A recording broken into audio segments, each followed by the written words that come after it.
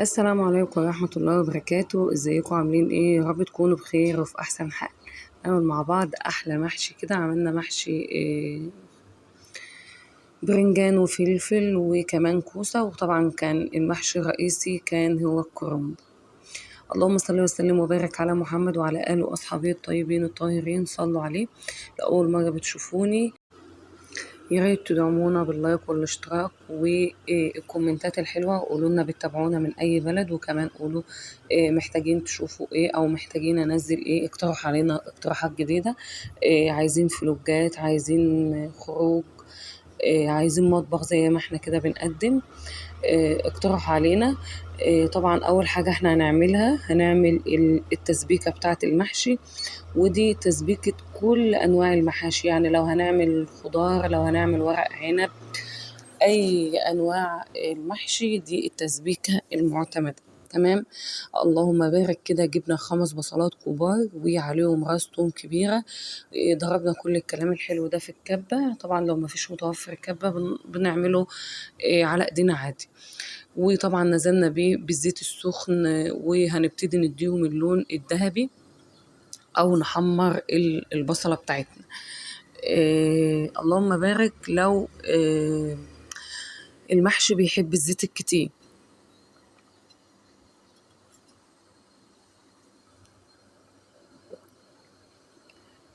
تكات كده لازم نعرفها. ان اول حاجة المحشي، التسبيكة بتاعت المحشي بتحب الزيت.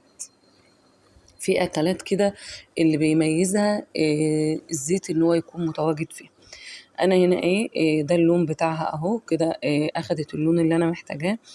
بعد كده هنزل بالطماطم. جبنا كده شفشق طماطم كبير محترم، وضربناه في الخلاط. وطبعا في ناس كتير ما بتعصرش الطماطم، ولكن احنا مش بنحب القشرة والبذرة بتاعت الطماطم، فكل واحد يعني ايه، كل واحد براحته. ولكن المستحب صدقوني يعني عصرة الطماطم، تصفية الطماطم بتكون مش كتير، يعني القيمة بتاعتها مش كتير. مثلا 5 معالق طماطم مش مشكلة، بس الطعم هيبقى مميز والطعم هيكون حلو.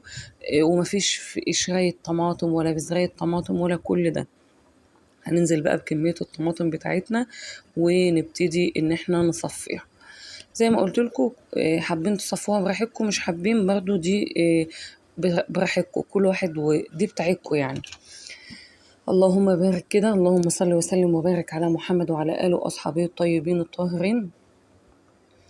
هبتدي كده ان انا اصفي الطماطم بتاعتي، وبعدين بعد ما بصفيها بغطي ومش بضيف لها اي بهارات. حاليا شايفين الجمال، حاجة كده بتبقبق. طبعا ساعة ما بنشوف الطماطم تقلت معانا، تقلت وما عادش فيها اي مية واتبخرت، بنطفي عليه. دي الحلة حاطين فيها مية هنسلق فيها اللحمة بتاعتنا. احنا هنعمل محشي ولحمة. هنا نزلنا باللحمة زي ما انتم شايفين كده. نزلت باللحمة. مقطع وانا بنزل باللحمة راح مني والله. هنا نزلت باللحمة وابتديت ان انا احطها. طبعا اول ما بتغلي بنديها كده نص سلقة. وبعدين بعد ما تاخد نص سلقة ببتدي اشيل اللحمة كده، نشيلها في حلة تانية علشان نبتدي ان احنا نشوحها. في ناس بتحب تشوح اللحمة أول، بتشوحها من البداية.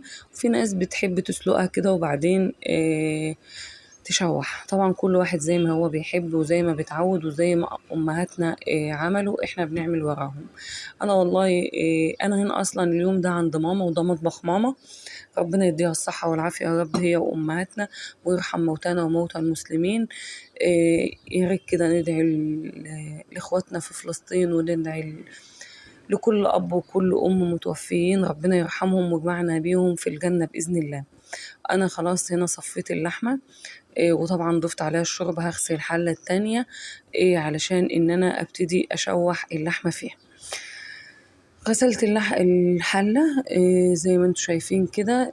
وهبتدي التشويحة بتاعتي عبارة عن بصلتين كده كبار. يا ريت نشوح اللحمة ببصل أبيض، لأن البصل الأزرق بحسه كده بيغمق الشوربة. هنزل كده بشوية زيت، أو عايزين زبدة سمنة بلدي. طبعا احنا هنضيف لها سمنة بلدي بس مش دلوقتي، احنا حاليا بنشوح بزيت. بعد كده هننزل بمعلقة، يعني هنظبط بقى الملح بتاعنا. هننزل بملح، فلفل أسمر، اللهم بارك، ملح وفلفل أسمر والبصل وحبهان مطحون. تمام. دي الحاجات اللي احنا هننزل بها في التشويح.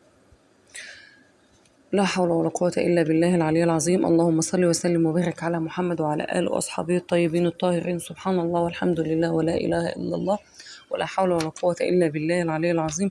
لا إله إلا أنت سبحانك إني كنت من الظالمين. والله فعلا التسبيح كده والاستغفار وبنسمي بسم الله بيزيد من الأكل حلاوة، بجد بيطعم الأكل وبيديله نكهة وبيديله بركة.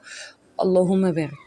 اللهم ارزقنا من حيث لا نحتسب يا رب العالمين. ربنا يرزقنا ويرزق كل من أصاب بابه يا رب، اللهم آمين.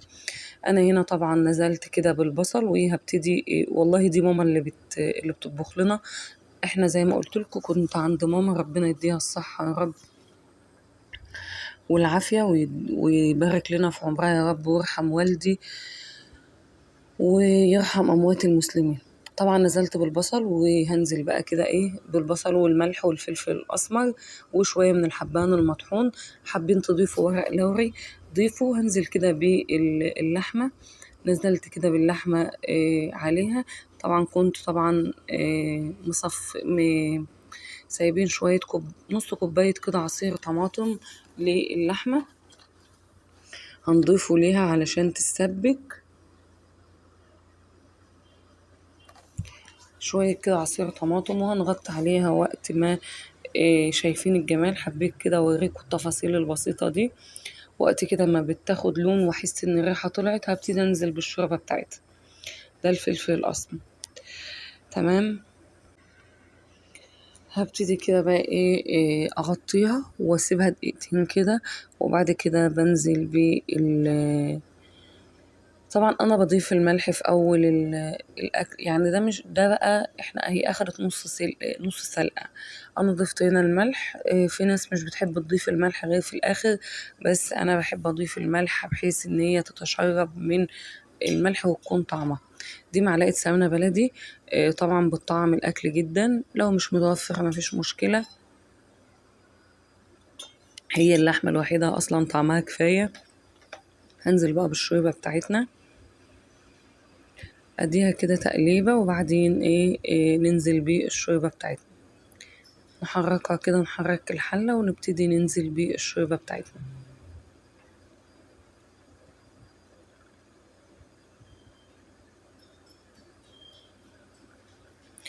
هنا خلاص بقى اغطي عليها واسيبها تستوي مع بعضها. هنا بقى التسبيكة بتاعت المحشي، شايفين الحلاوة بجد كده حاجة بجد والله اللهم بارك. حاجة كده يا سيدي يا سيدي على الجمال. انا هنا بقى اللهم صل وسلم وبارك على محمد. انا هنا ابتديت ان انا طبعا مقطع البهارات والله يا جماعه راح مني. فالبهارات بتاعتنا ملح فلفل وكمون. والمحشي برضو بقولها لكم تاني، المحشي بيحب الزيت والبهارات والبصل. بصوا المحشي بيحب كل حاجه، يعني كتروا من البصل والثوم والخضره بيحبها كتير. البهارات بتحب تكون واضحه كده. فانا هنا طبعا مش هنزل بكل كميه الصلصه علشان خاطر اعرف المقدار. طبعا ماما كانت عامله بزياده، واللي هيفيض هنعينه في الفريزر عادي مفيش مشكله. الوقت تاني مش قادرين بنطلع ونعمل على طول.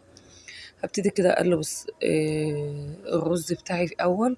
وبعد كده بعد ما بقلبه بننزل بيه الخضار. بننزل كده تدريجيا، لازم نقلبه كويس عشان لو محتاج صلصة او حاجة بننزل بيه تاني. طبعا الخضرة بتاعتنا كانت مغسولة ومتصفية وهنزل كده عليها واقلب. لو محتاج خضرة كمان بنضيف اي حاجة، يعني احنا بننزل تدريجيا مش بنضيف كل الكمية علشان نشوف الدنيا فيها ايه. لو وصلتوا لحد هنا من الفيديو ولسه ما عملتوش اللايك، انزلوا بسرعة اعملوا لايك واكتبوا لي قولوا لي بتتابعوني منين ومحتاجين تشوفوا ايه الفترة الجاية، وفيديوهاتي بتعجبكم ولا لأ؟ يعني عرفوني الدنيا فيها ايه. دي حلة الخضار المشكل.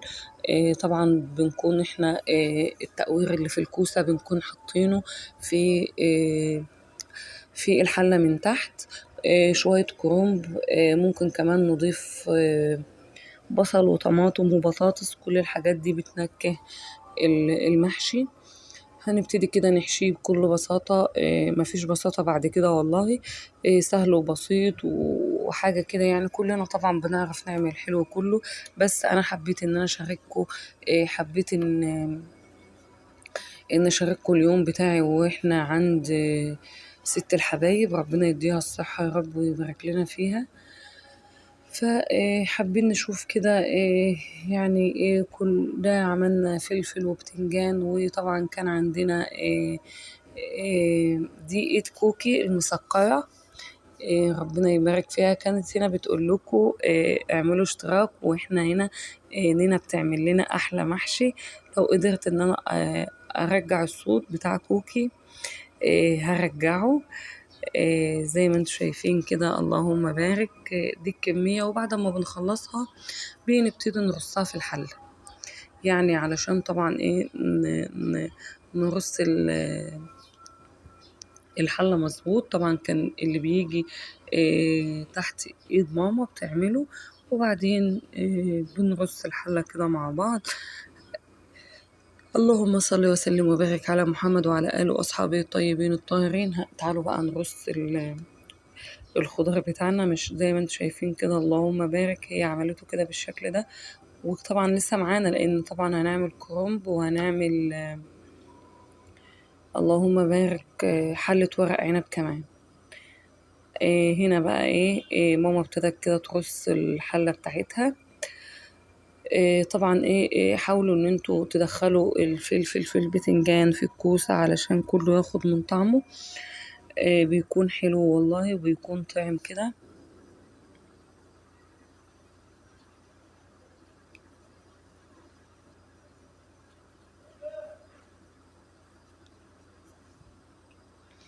زي ما انتوا شايفين كده، اللهم بارك.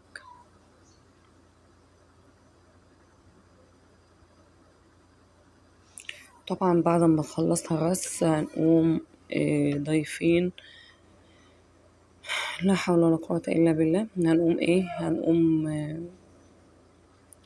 حاطينها على النار. المحشي الخضار أو المحشي المشكل ده مش بيحتاج مية كتير. طبعا هنشوف مع بعض وهنعمله مع بعض. وبجد بتمنى تدعموني، لان فعلا والله بتعب في الفيديوهات، بتعب على بال ما بمنتج وبصور والفيديو بيوصل لكم. يعني حقيقي الشغل متعب، فياريت تقدروا تعبنا. وتكتبوا لنا لايك وكومنتات، وكمان تشتركوا بالقناة. بجد والله فعلا حقيقي بنتعب فيه على بال ما بنقدم فيديو. طبعا المحتوى بتاعنا محتوى هادف، مش محتوى طبخ كده. فبتمنى فعلا ان انتوا تشجعوني من قلبكم. وانا هنا ضفنا يمكن كوباية مية او يمكن اقل، لان الخضار طبعا لسه بينزل ميته. انا هنا طبعا بوريكم وهو بيقلب حاجة كده تستاهل بقكم. حبيت احط البصلة دي، كانت فاضت من التشويح، فقلت لا مش هرميها. وحبيت طبعا انا من هوايات البصل المسلوق في الشوربة، فضفتها كده. وكمان نشوف بقى شايفين بوريكم كل المراحل بتاعته. حاجة كده تستاهل بقكم والله. بتمنى ان انتوا تكونوا موجودين معانا. بتمنى فعلا تدوقوا، كان طعمه حلو قوي بجد. ألف هنا للي أكل، وألف هنا للي هياكل، وألف هنا للي هيعمل. اللهم بارك، بسم الله ما شاء الله ولا حول ولا قوة إلا بالله. دي كانت الشوربة استوت و خلصت. وهنا كمان كان معانا محشي الكرنب زي ما قلت لكم. هنقدم بقى، هنطلعه ونكب كل الكلام الحلو ده على الصينية وناكل. كنت طبعا متجمعة انا واخواتي، ربنا يخلينا لبعض ويخليكم كلكم لبعض، ويخلي لكم حبايبكم كلكم يا رب. الزيت يا بنات، الزيت فعلا ان احنا نقدح على الزيت. نقدح المحشي بالزيت بجد بيطعم المحشي وبيخليه في حتة حلوة خالص. ما تنسوش ان انتوا شوية زيت كده على وش المحشي بيخليه طعم وبيخليه حلو. اللهم بارك. ونبتدي كده نقلبه. وتعالوا بقى نشوف. طبعا برضو بنعمل المحشي في الخضار ده. بنضيف له شوية كده زيت. تعالوا بقى كده نشوف بقى الأكل في الشكل النهائي، حاجة كده تستاهل بقكم والله. هنقدم بقى الأكل كده، ماما هتكبه كده. هنجيب صينية طبعا نظيفة وهنبتدي ننزل كده. شايفين هننزل به كده. وهنجيب شوية محشي كرنب برضو واللحمة. وبجد كان يوم حلو ويوم خفيف، ربنا يديها الصحة يا رب ويخلي لنا كل أمهاتنا. ودايما البيت مفتوح بحسها وهي في احسن حال يا رب. ده طبعا كان الشكل النهائي. بتمنى الفيديو يعجبكم وبتمنى اكون ضيفة خفيفة على قلبكم. اذا عجبكم الفيديو يا ريت تدعموني باشتراك ولايك وكومنت حلو منكم. استودعكم الله في رعاية الله.